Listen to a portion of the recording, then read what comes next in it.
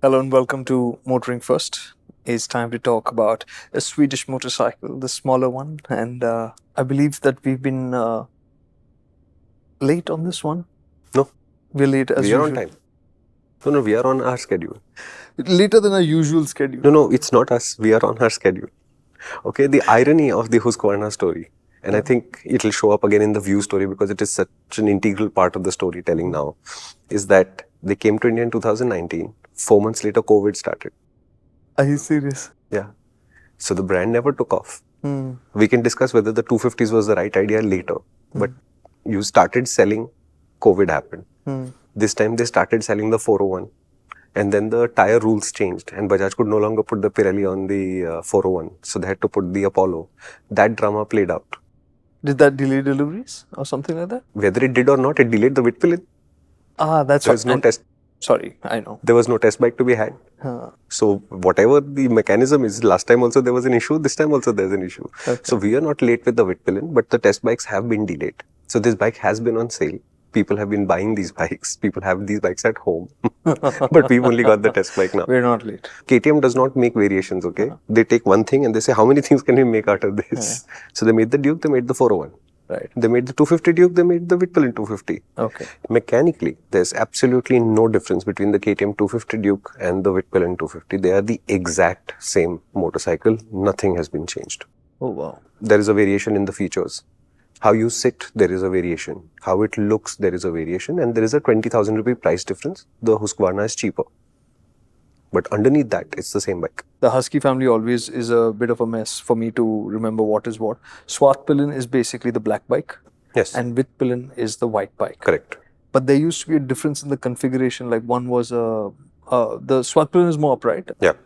But this is the cafe racerish. Yeah, so they've decided that this cafe racer thing was a BS idea. Which I remember when we were discussing this much earlier, I had said, I don't understand this cafe racer idea. In Europe, in that city environment where design and all of these are fundamentals to how you'd ride a motorcycle, you can make an uncomfortable cafe racer and make it work. In India, in this traffic, who's going to ride a cafe racer, right? So this time, they've changed the clip-on out for a one-piece handlebar.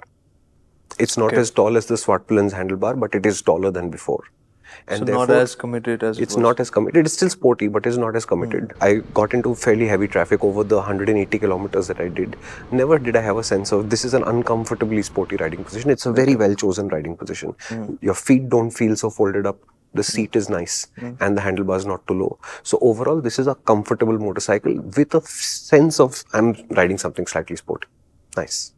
Now, I remember when you were talking about the Svartpilen and compared to the 390, it felt calmer and like a nicer bike, like a nice bike. Whereas the 390 not just nicer, I think a more recommendable bike. Because the aggression of the 390 always puts us on the back foot saying, okay, are you experienced? Do you know what you're doing? Are you sure you want to buy this? Okay, then get a 390, right?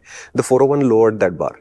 Does it have all of that performance? Yes, but that does not have the aggression, which means when things are moving quickly on the event horizon, when you're trying to ride quickly, the 390 is sort of forcing the pace. Whereas the 401 is like, you decide. If you want to continue to do this, we will. But if you don't want to, we can back off also. So it's calmer.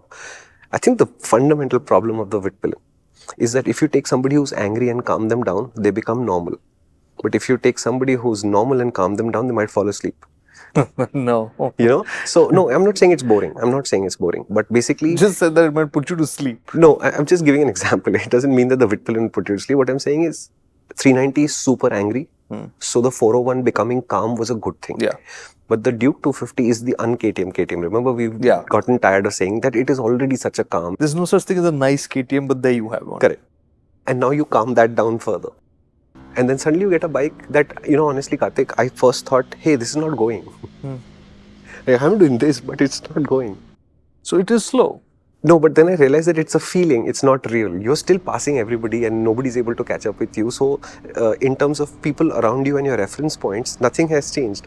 But your internal gyroscope, as it was, says, we're not doing anything. Oh, wow. Right? So the sense of speed has calmed down. It has calmed down. To the point where I think there will be a few riders who will now think, man, this is just boring. And there'll be a few riders who think, finally, from that family with those attributes, but a calm machine that I can live with. So I'm a little bit conflicted on how good the 250 Vitpilen is as a recommendation to somebody, whereas I'm very clear that the 250 Duke is a very easy recommendation. So now this is like a little bit of a bittersweet thing, right? Because if you think about it, the 250 Duke was one of the few ones where you made an exception and said that this can be your first bike. Yeah, see, because it's not. So does this become the better first bike, or does this become no. I think this is the same thing which I said for the Speed 400. I have a strong fear that in time the Vitpilen will become boring faster. So you will move on emotionally from this motorcycle a lot quicker than the KTM 250 Duke.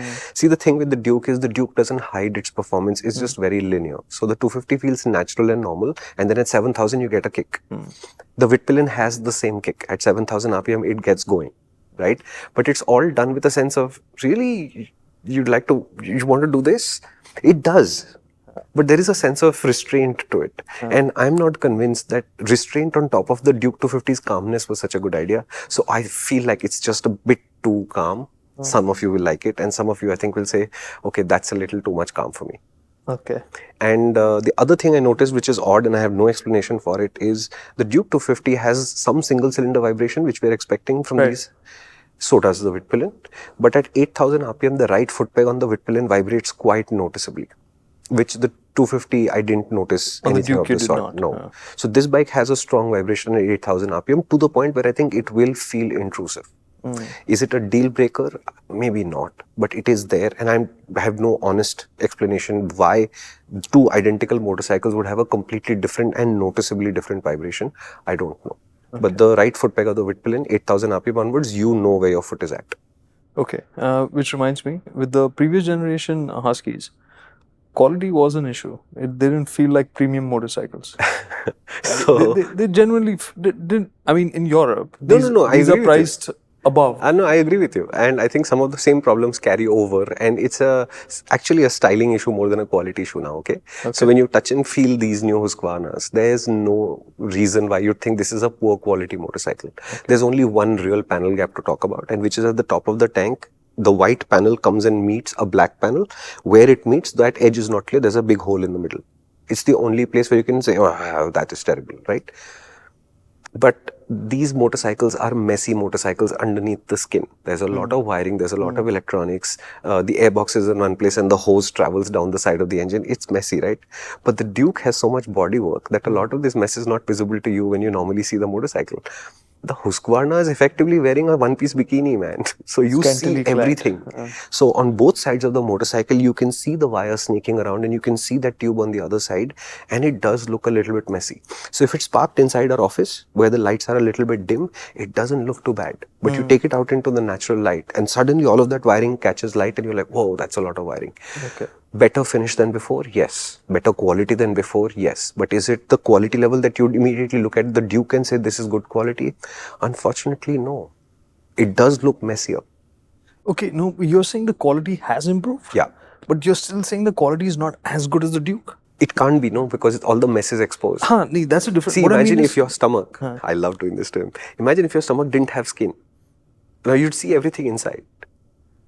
It doesn't mean that functionally there is a difference. This is as good as abuse, you know. It doesn't mean that functionally there is a difference. But if you can see your internals, that is not so pretty anymore, right? That's sort of like the issue. Oh, I love doing that. What I mean is, does it have six-pack abs now? Is it? Yeah. Look, they have, in the transition from the old 250 to the new Vitpilen, they have made 2 or 3 significant changes. First, we had a complaint that the bikes were just so small. Fixed. This bike is, Bajaj put a number to it, it's 20% larger. Okay, and therefore everything feels more substantial to the point where I think now they are the right size. Are they too big? No. Will you think you're riding a really large machine? No, it still feels compact, but not compact in an unpremium way. It's premium and compact both. Great, sorted.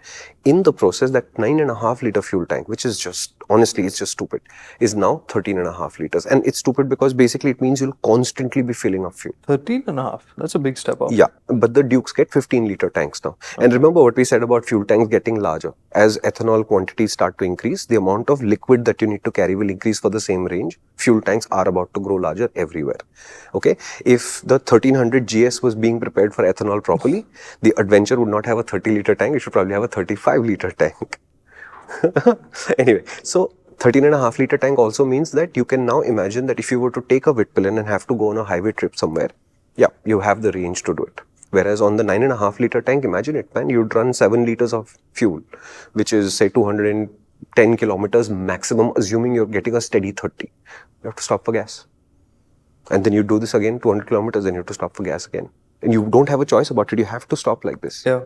Right? When the old KTM Duke 390s had the 10.5 liter tank, all of us did 180, 190 kilometers and we'd have to keep stopping for gas. Yeah. And it was very, very annoying to have stops that quickly next to each other. That's one thing that's solved.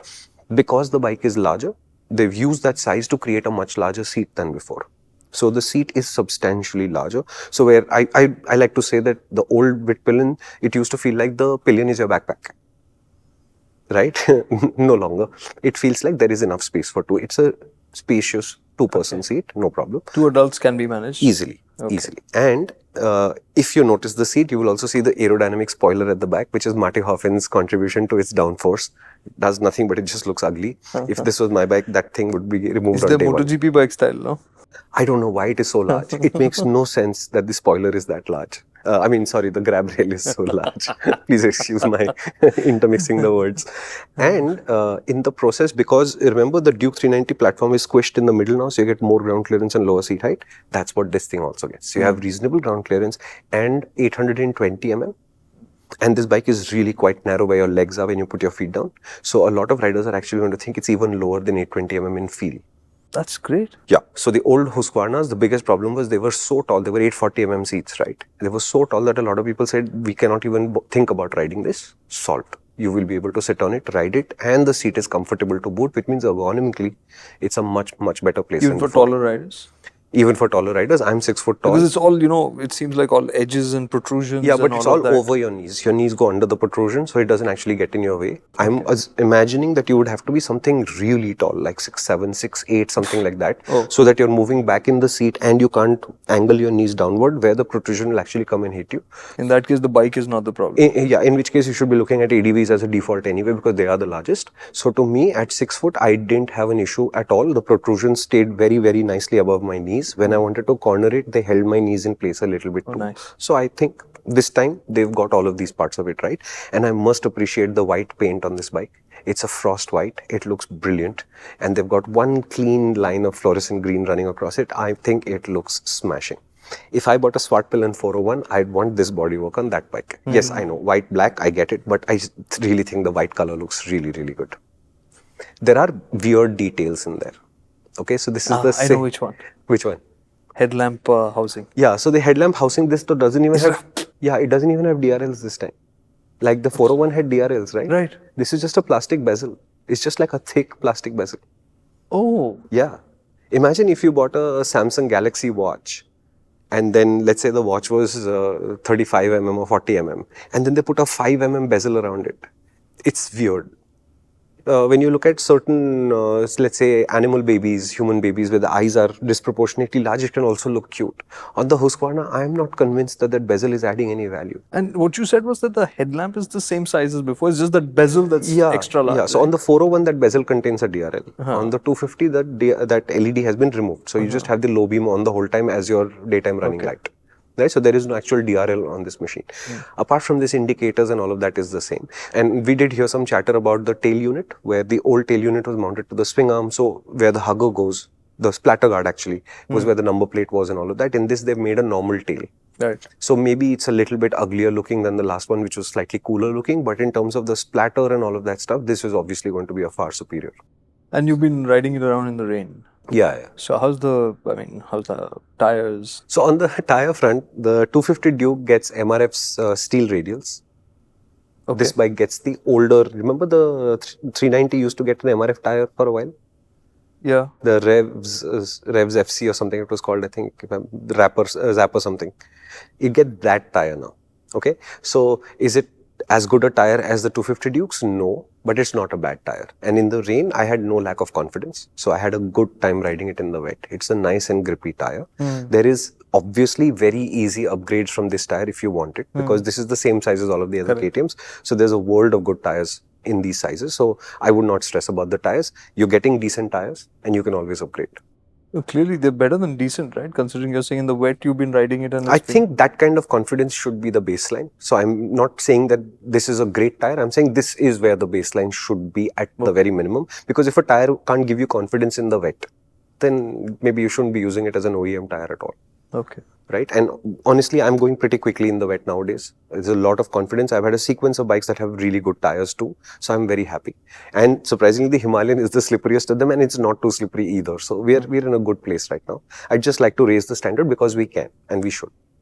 Okay. But there is room there. So if you were to take the same bike and you put Eurogrip Extreme on it, or you put the Road 5s on it, you have so much more grip even. And remember, this Duke 250 chassis is a good chassis in the sense it is nowhere close to the limit of its performance, because that's supposed to be like 46 bhp. It only makes 31, right? So there's very little you can do to get this chassis to a place where it says, okay, bro, it's too much. It just feels like, yes, we can do this, right? So it's half asleep. Yeah, it's a happy, easy machine.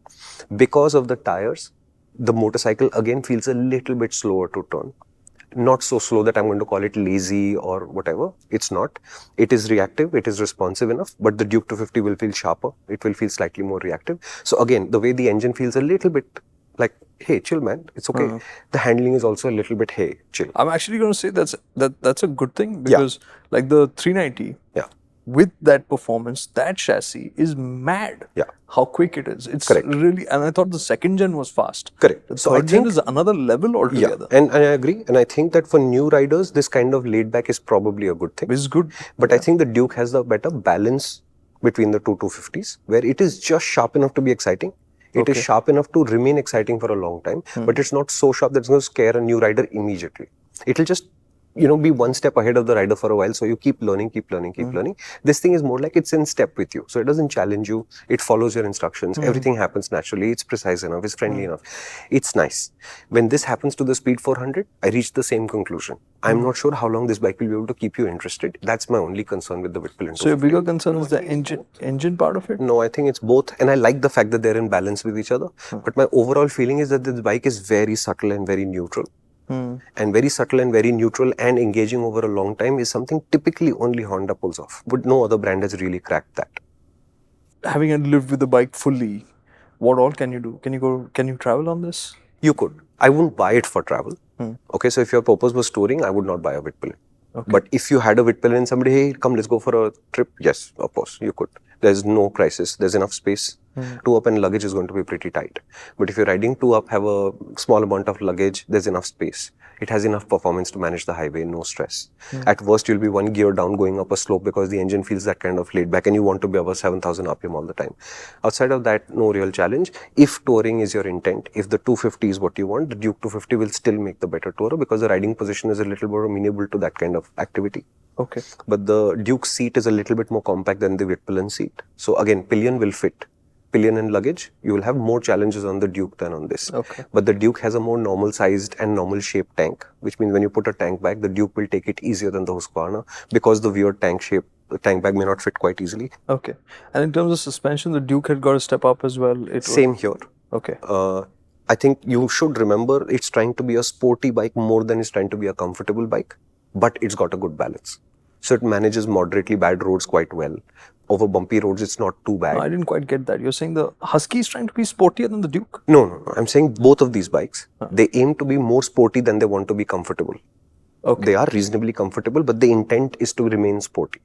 So they manage moderately bad roads reasonably well. You will not complain. As the roads get worse, you will get bounced around a little bit more. What is likable about the suspension, it never seems to bottom out and completely run out of its depth. Okay. But it's not what it's for. And it lets you know that this is not what it's about. So this bike is going to feel comfortable in most situations. Okay. Is it the most comfortable bike in those situations? Honestly, no.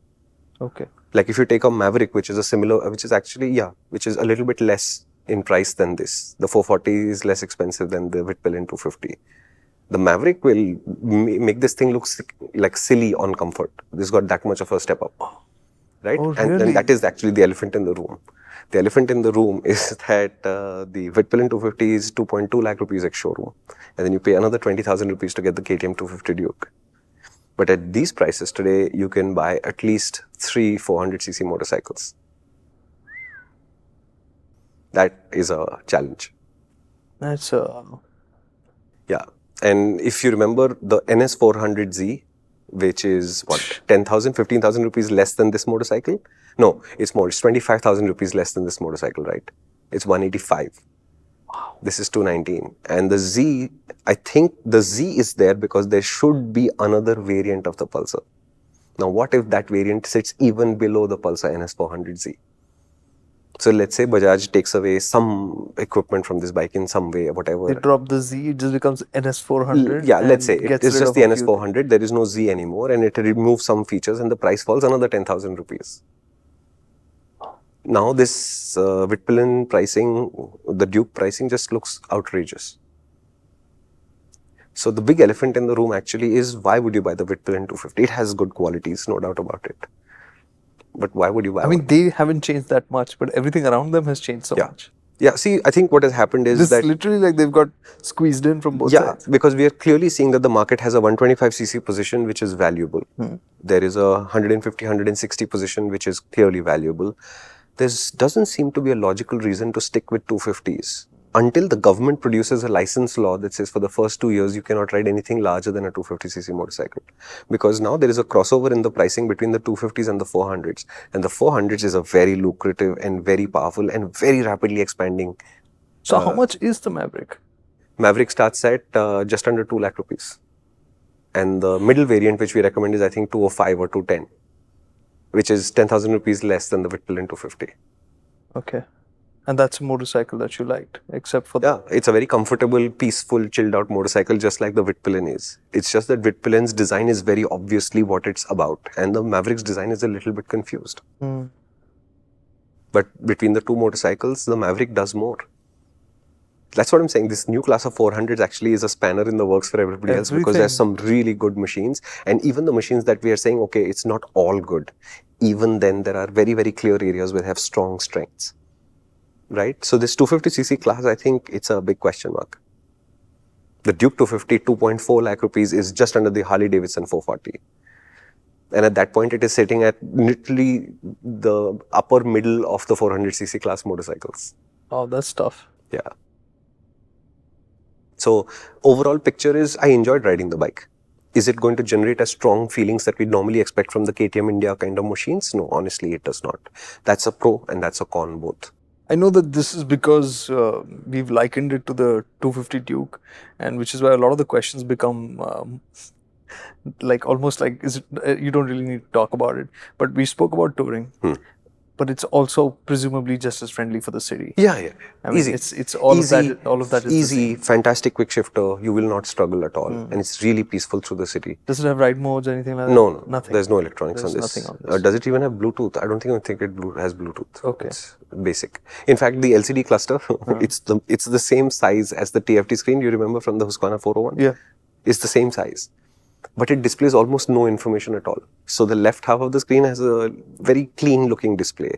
And for some reason, Husqvarna decided to constantly remind you that your rear ABS is on, which makes absolutely no sense to me. But at least it takes up some space, because otherwise it just looks bare.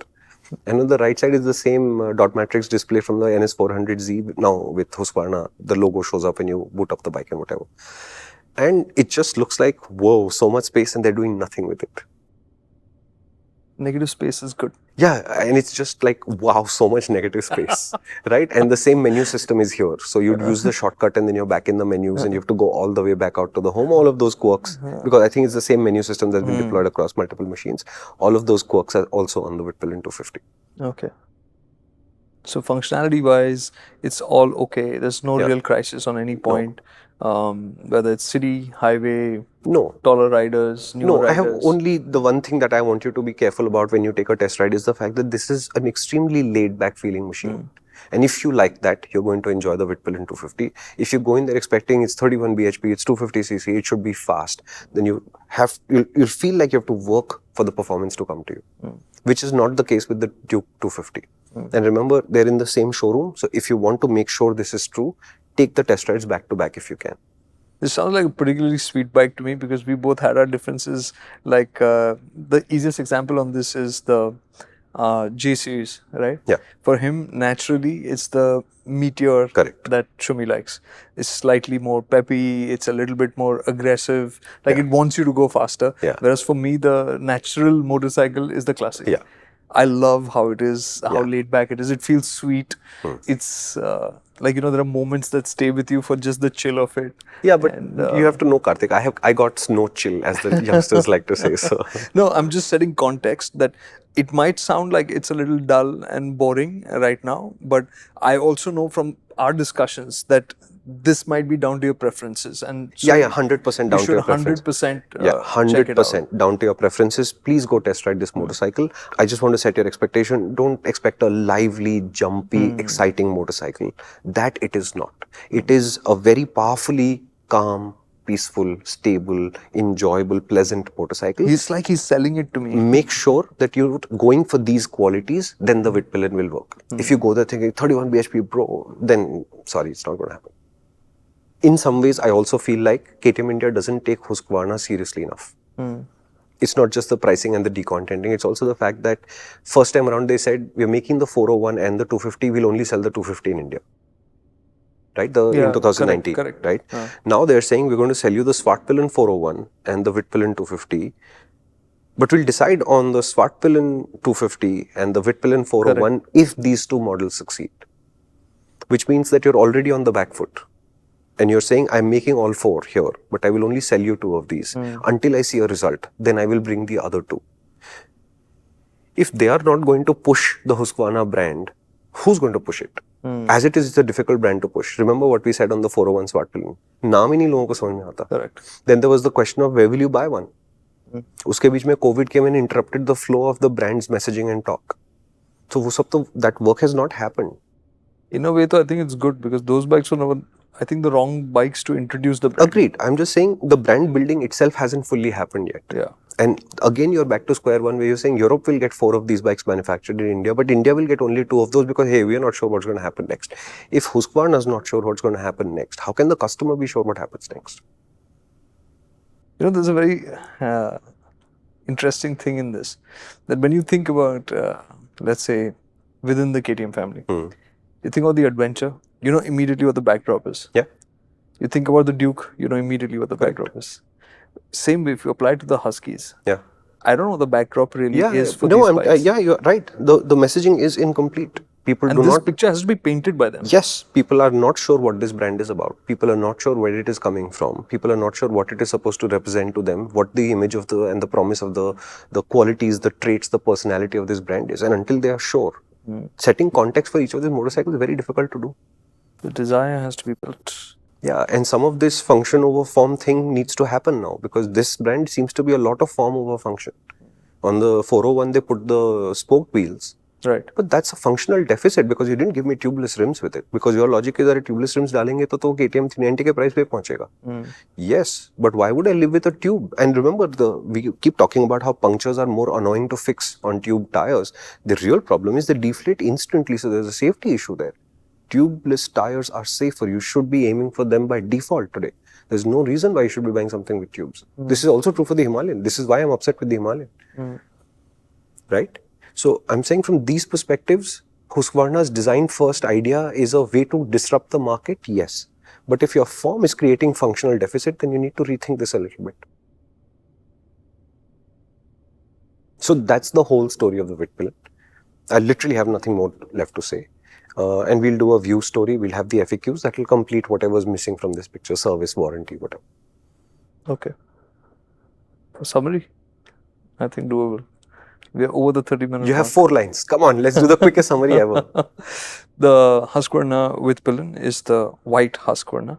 It's the cheaper option to the KTM 250 Duke. It's exactly the same in terms of the chassis, the engine, the wheel sizes, the tire sizes, all of that. The tires are different. Ergonomics wise, it is a bit different compared to the Svartpilen, of course, which is more upright. This is more racy, but not as racy as the previous Vitpilen, which was cafe racer type. This now has a single piece handlebar, an easier seating position. It's a bigger bike. All the bodywork is 20% larger. Does that mean we can call it a chai racer? Chai racer. Yeah, because this is perfect for that. Let's our friends quickly go to that shop 3 kilometers from here, have chai and come back. Perfect. That's a good And one. let's not race there because racing is on the street is just uncool. So let's go there in like calm, chill way. Chai racer. Chai racer. Yeah. Okay, चलो chai racer try करेंगे. ठीक है, chai racer. Chill Pillen.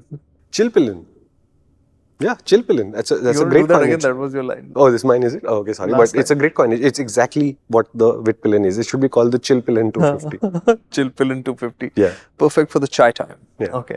ठीक है. So that's what you know what the essence of the Vitpilen is with that. It's a chill bike. So it's taken the 250 Duke, which is the nicest of the KTMs, which is not very KTM, and made it nicer still to the point where Shumi is like, for his kind of mindset and riding style, it feels a bit too laid back, and it is a genuine concern that for many riders it could become a bit too easy too quickly, which means it will not feel satisfying for long.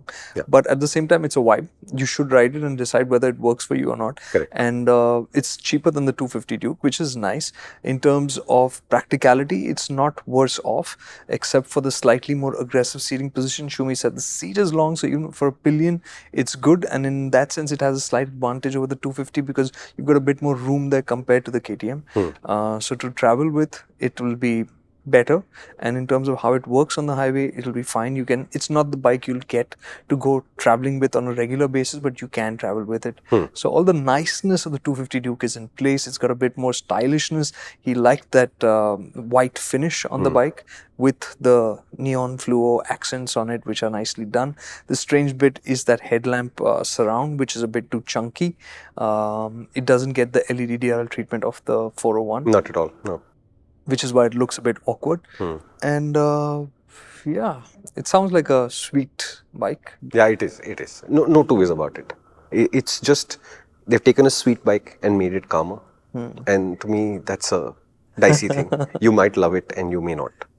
Right? I'm very unequivocal about the 250 Duke. Right. I'm very clear about the Maverick. I'm very clear about the Speed 400. I'm very clear in my head about the 400X. I'm not able to reach that kind of a clear conclusion on the Vitpilen 250. Okay. That's my concern. All right. Now we wait for the Norden 401 and the Norden 250 to come. I would love that. Yeah? Yeah. What if the Norden becomes so chill that it's like, oh... That's okay, man. I think that, you know, there's more to appreciate in the Norden because it just has more bodywork. Yeah. There's just more to look at it. Yeah, and true. It's just like the Desert X for me, because the Desert X, I have actually not read one review of the Desert X. I've not seen any video, but I just look at it and feel happy. I'm like, yeah, kitni sundar dikhti hai. That's such a chill bike though. Okay, I've not read it. Yeah, it really is. Okay, so it's like 900cc and okay. But when you ride it, it's like, yeah, okay, we go. It's like chilled out, okay? So whether you're doing 60, you're doing 110, you're doing 150 down the Autobahn, it's like, yeah, okay, let's go. I'm happy doing this. So where the Multistrada, which has the same engine, has so much aggression, nothing. Okay. It's like chill. So it's really enjoyable because there's so much performance. Okay. But it never is in your face. It's not angry about it. It doesn't get provoked. It's just, okay, we'll go fast. No stress. Very nice bike. Super. Huge, but... Yeah, huge though. Yeah. It seems like that even in the pictures. Okay. Anything that you know that's coming up? Next from KTM are the Adventures, which should happen towards the end of the year. That will be a big event. Yeah. Because a lot of you who think the current Adventure is a good bike are about to be proven horrifyingly wrong, I think. I'm fingers crossed, because this bike is compromised. The current bike is compromised, and you'll see why when the new one comes. I think it's going to be awesome. So that's happening. From other brands, Guerrilla 450 is around the corner. By the time you see this, maybe it will be coming out. The price may have been out by the time you see this. So lots of action still left in the top of the market. Now, we spoke about a possible variant for the NS400 indicated by the letter Z in the name. I am assuming it will going to be something even more down spec. We'll see. Right? Hero is still doing work on the X-Pulse 440. That bike should come. Remember, they said 6-month delay. We are coming up on what would mean the 6 months. So that bike should be due. The X-Pulse 210 is supposed to be due. We haven't seen the tubeless rims on the Himalayan. That should be happening. Again, on their timeline, it should be happening now. Sometime now. Maybe, hopefully, they'll announce something at the Guerrilla launch saying, okay, we've sorted this out. Okay. You get tubeless rims now. We'll see. Right? I don't know what TVS is up to. I haven't followed that up quite a bit, so I'm not sure what they're up to. And I have no idea what the Japanese are up to. Chalo, let's go have chai. Yeah, let's take the chill pill and go for some chai. Okay? If you think chai racing is going to be a thing, let us know. Okay? And don't actually race, okay? It's just a thing.